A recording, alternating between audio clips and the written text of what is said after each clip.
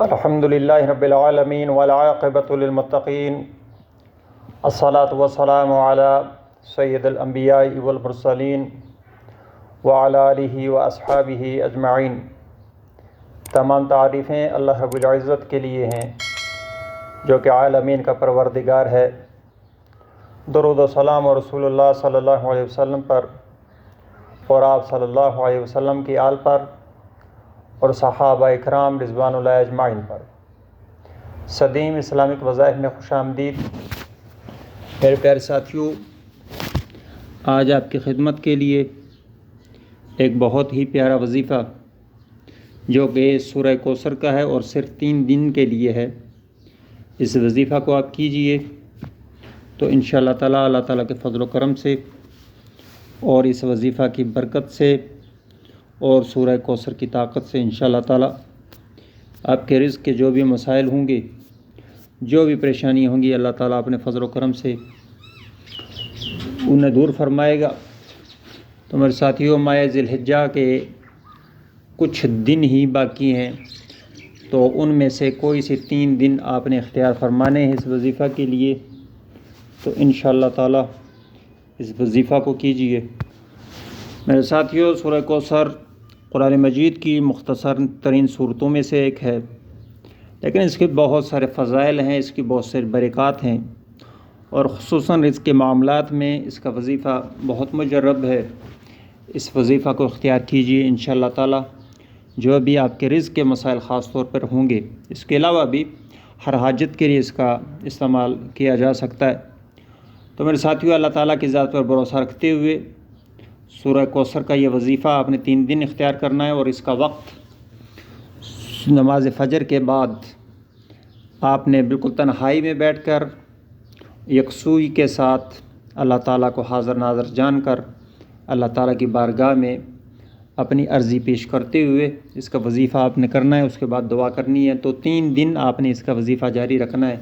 تو میرے ساتھیوں، مختصر سا عمل ہے سورہ کوثر کا، 1000 مرتبہ آپ نے اس کا وظیفہ کرنا ہے ایک دن میں۔ تو نماز فجر کے بعد 1000 مرتبہ اسے پڑھ کر آپ نے دعا مانگنی ہے۔ تو 3 دن آپ نے اس عمل کو جاری رکھنا ہے۔ تو انشاءاللہ تعالیٰ 3 دنوں کے بعد آپ دیکھیں گے کہ اللہ تعالیٰ کا فضل، اس کا کرم، اس کی عطا آپ کے ساتھ شامل حال ہو جائے گی۔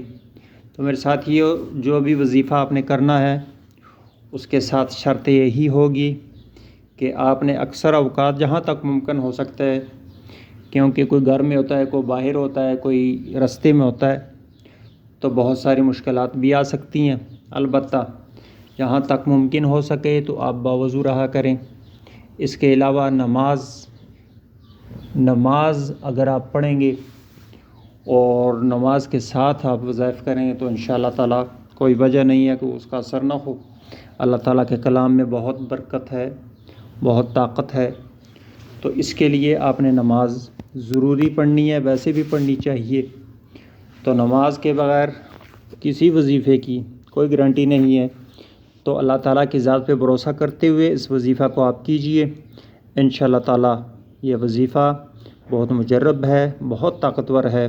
اللہ تعالیٰ کی ذات پر بھروسہ رکھتے ہوئے اسی کی عطا سے، اسی کی مہربانی سے سبھی کچھ ملتا ہے، مگر یہ کہ جو دل اس کی طرف پلٹے گا وہ اسی کی پکار کو سنتا ہے۔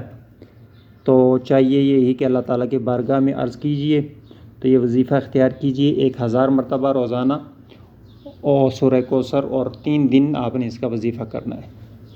تو میرے ساتھیوں، آخر میں یہی گزارش ہے کہ چینل پہ نئے آنے والے ویورز سے کہ چینل کو ضرور سبسکرائب کر لیں، ویڈیو کو لائک بھی کیا کریں اور شیئر کر دیا کریں، تاکہ آپ کے شیئر کرنے سے اگر کسی کا بھلا ہوتا ہے تو آپ کا بھی اس کام میں حصہ لگ جاتا ہے۔